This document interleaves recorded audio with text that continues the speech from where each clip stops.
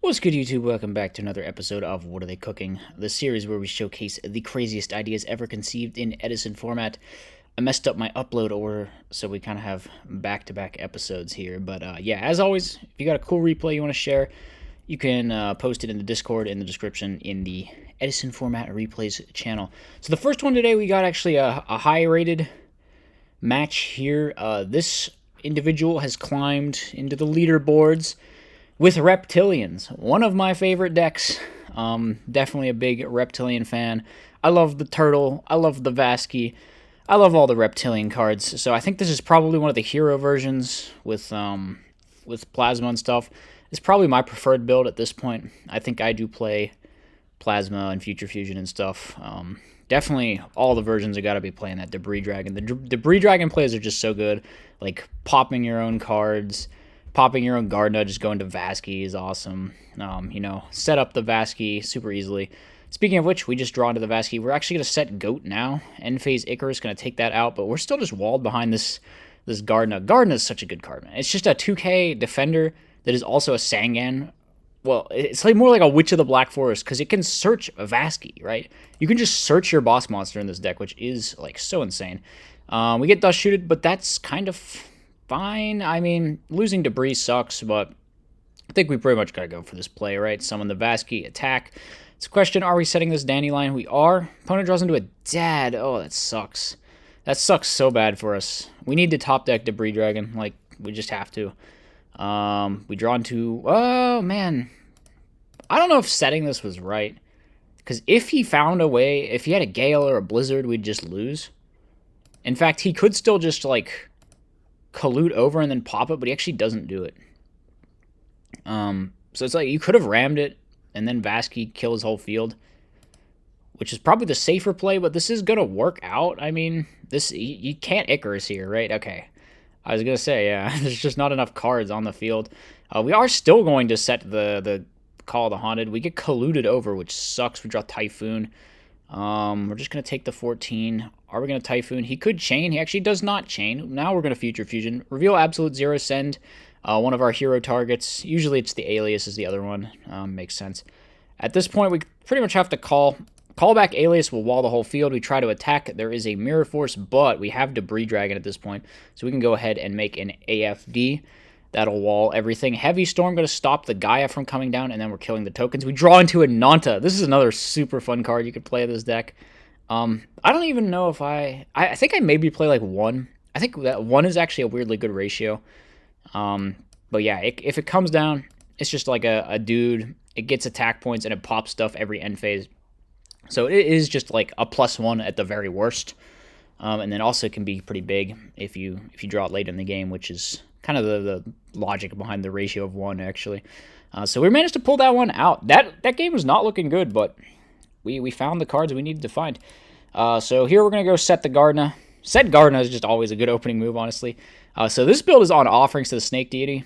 I'm a big fan of Offerings to the Snake Deity in this deck. I think that card is just insane. Yeah, whenever I play this deck, I just feel like Offerings to the Snake Deity is like the best thing in my whole deck. Because it's like Icarus, but the thing you use it with just lets you search too. It's like, imagine if Blackwings, when they Icarused, just got like a Whirlwind search off of it or something. It was like, it's that crazy. So we are going to use the Foolish. This build is also on Miracle Fusion, which Gardna itself is a water, so you could kind of enable miracles in here. I don't actually play one of the versions with Miracle Fusion. I don't generally like that, but it's something you can do. We bring down Plasma as well. Not yoinking anything with the Plasma, though. Why would we not just steal the Blizzard and make it like a 25 Plasma? This board is tough, man. Plasma plus like something else is just... Man, what do you even do? Well, it's actually Blackwing, so you can always collude over, so I guess I shouldn't say that, but... yeah, there's the play. We collude over and go into the Gale. Main phase 2, we go into Armor Master defense mode. Gardna is going to be able to out this with the... And here's the insane, like, Icarus plus also I search a guy play that I was talking about. So we're going to search for that Naga. And this one's looking over. Like, what can they do? They got to go... Okay, they could Brio bounce everything. They can Brio bounce everything. They're not out of this game yet. It does cost them absolutely all their cards. Oh, wait, what? They hold on to the deck dev here over just outing the Stardust? Man, there's no way that's right. And then they don't even fire the deck dev, which they can't because it'll get Stardust negated. I don't know what the heck that was. They should have just pitched the deck dev with the Brio to out the Stardust. Huge throw. Maybe it won't matter, though. They can search the Kalut off of the Bora, but they still haven't gotten rid of the Stardust. Like, they just have to get lucky again off the top, but now if they attack, they're hitting into a Dimensional Prison. So, yeah, I don't know. Tough one for the opponent. All right, we chain deck dev. I don't think we can Stardust negate the deck dev there, by the way. I'm pretty sure that was an illegal Stardust activation. I'm not going to lie. What was that? I hope this doesn't become relevant. I really hope. They should know the back row, I guess, but the Dust Tornado, not going to be used. They can't search Gale, which is rough. We probably should have just dusted that, actually. Why are we dusting this? All right, they concede, and they are just dead. I guess they were just dead whether we saw the Dust Tornado or not with the deck dev, so it didn't matter. But obviously, you can't Stardust negate that Deck Devastation virus because there's no monster on the field that is going to be destroyed by that Deck Devastation virus, right? Right? Yeah, first of all, Stardust only protects things on the field, and even if it could protect cards in your hand, I think since the status of the cards in your hand is like private info, it still wouldn't work. But you definitely can't negate deck dev with Stardust unless there's a monster with 1,500 or less on your field. Then you obviously can. So yeah, fortunately, didn't really change the game state whatsoever there. Still just gonna lose because they don't have a Gale left in their deck. Next up we have Dinosaur Beatdown. I've shown some Dino decks before. Most of them are like the Zeuxid Baby Sarasaurus thing though, which probably my preferred build. I just love the Baby Sarasaurus plays.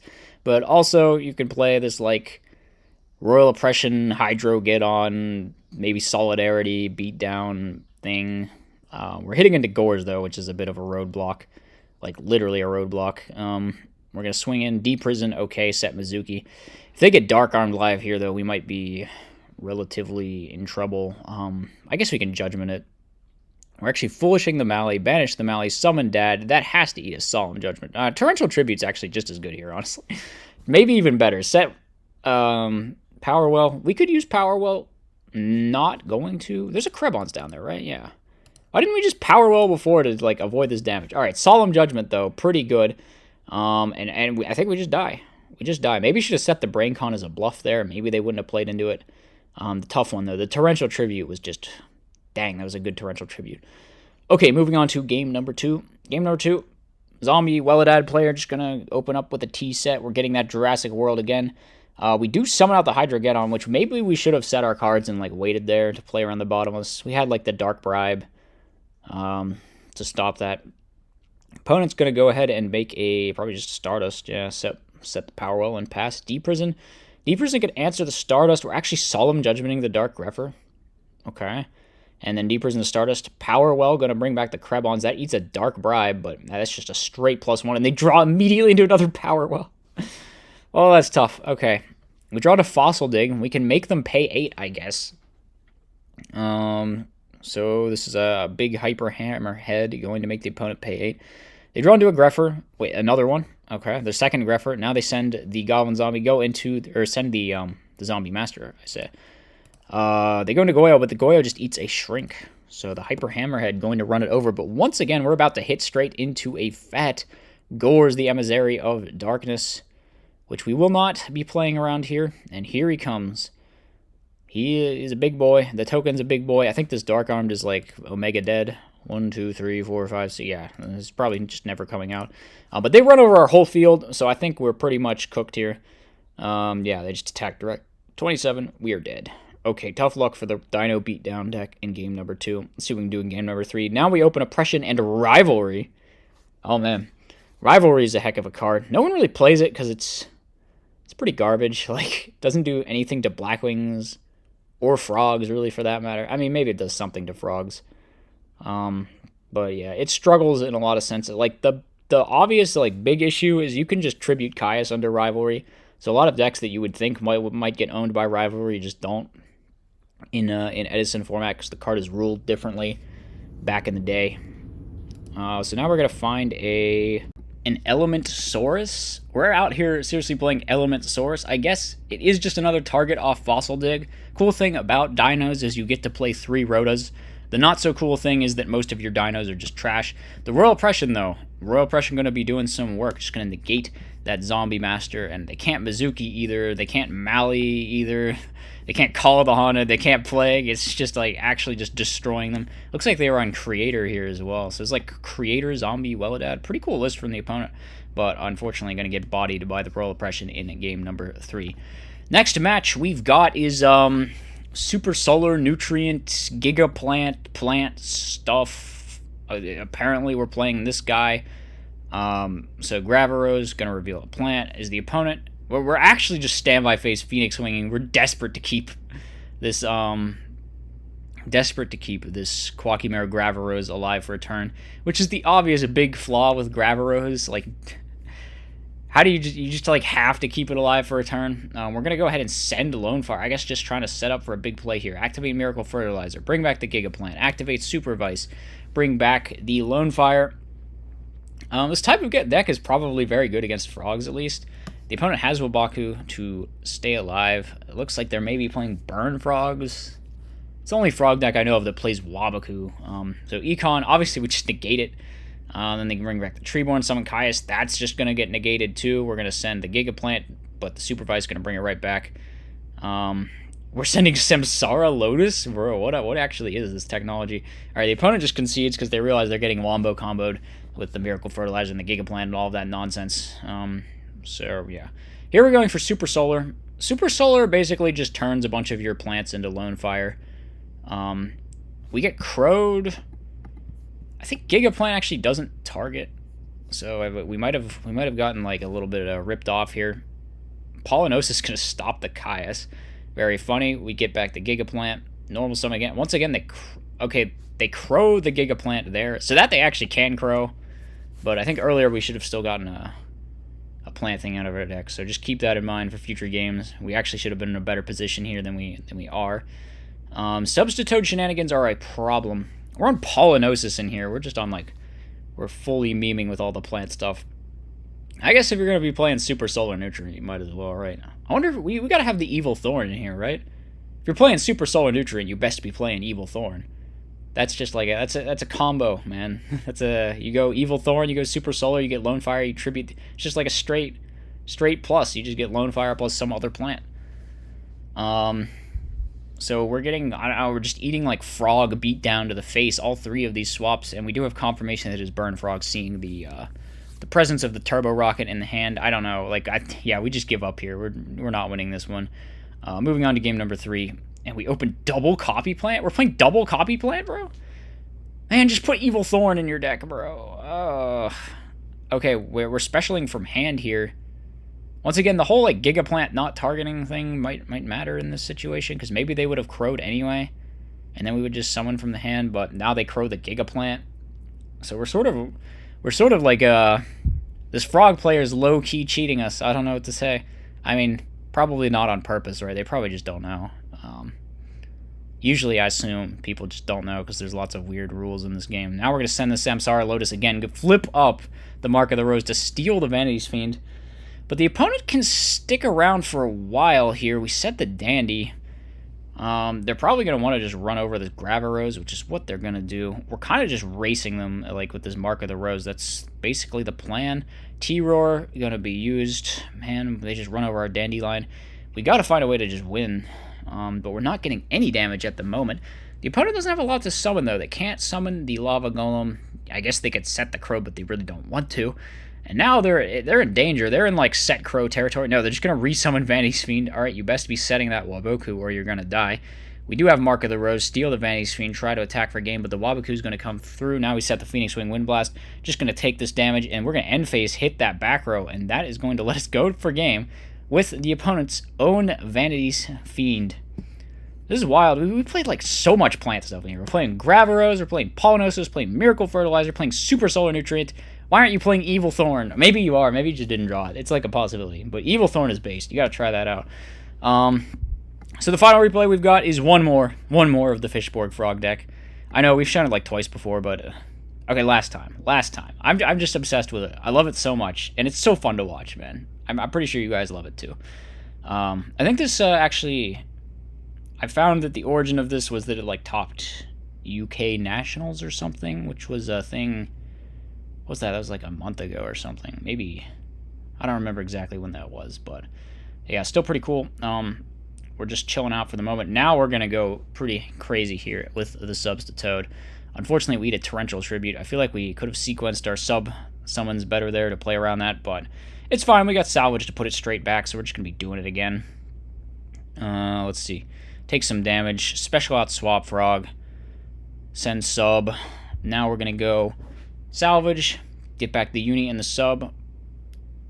Special out the swap again. We can extra normal the Uni, attack directly, try to clear a back row. That's not going to work. They have a Dimensional Prison, and then just hit over with the Swap Frog. Now we're doing subs to Toad shenanigans once again.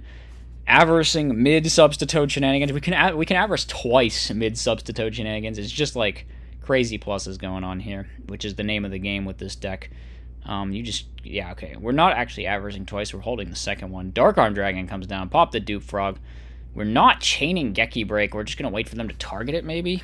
Wanting them to get rid of as much of their Rave resources as possible. That's what they do. And then we Geki Break the Dark Arm Dragon. Now they've got Return for the Different Dimension, though. That is absolutely solid for the opponent. Going to send another Vayu piece. Use the Vayu. Synchro into Bryonic. Bounce. Stack for Plague. Synchro 8. Vayu again. And we actually just get straight OTK'd by a very nice sequence from the Vayu player. The dad Return from the Different Dimension. Just too strong in that game. All right, well, here we're going absolutely insane with this turn 1 hand. I'm going to bring back the Fishborg with its effect. And now we're going to summon out Substitute, get the Death Frog, pitch Synchro 8 for Stardust, bring back the Fishborg. We're just straight making like some ridiculous like 2016 level board with our turn 1 hand. How do they deal? How do they cope with this? So we get a Uni. All right, we're just going to start blowing stuff. No, they just give up. They're like, okay, you got me. I mean, yeah, that was crazy. What do you do to that? Like, they just have Dupe Lock, they have Stardust, you can't pop anything. They have, like, Flip-Flop bouncing your stuff every turn. They're threatening to go into Uni to start popping your back row. Like, what? You just gotta draw, like, insane if you want to answer that. I don't know what you would have to draw, but tough one from the opponent. They're going to Synchro here into a Colossal Fighter, obviously going for that Deck Devi play, which is going to be very strong. They go for Sork, Banish. Now we get instantly deck deved. Going to lose a lot of stuff. The dupe can replace itself. However, we can just storm set Geki Break, which is pretty strong. Are we not storming? No, we're waiting. We're big chilling. We don't want to storm yet. Now we're gonna storm, summon, and then I think we got to immediately. No, we don't got to immediately Geki Break. Yeah, I mean, if we don't, they're just gonna get a plus. So I feel like we probably should. Gonna bounce our own Treeborn again to use with this Geki Break. Hit their guy, bring it back. Pot of Avarice. Now we're getting some pluses here. If we can draw some waters, or any water, actually, we can use this Moray. Draw 1, draw 2, draw 3, or draw 1, draw 2. Now we draw 3 if we want to bounce both of these. Or we can just salvage. That'll work too.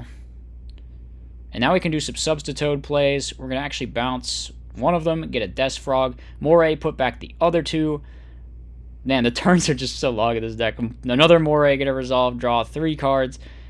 Bring back Fishborg. Now we're doing more Substitute things. Salvage, the pluses just never stop. You just never have to stop. You never have to stop. We're synchroing a normal summon, extra normal summon onto the Flip-Flop Frog. Attack. That is a Gores. At this point, maybe we want to go back for the dupe lock here. So we can go dupe number 1, dupe number 2, and now your Gores and your Gores token are just going to get flipped. But we have Brain Control, the exact out that we needed. So only one guy's getting bounced back to the hand, and we're losing the Stardust. Pretty good. Brain Control, very solid there from the opponent. They are going to lose everything, though. The Gores and the Gores token.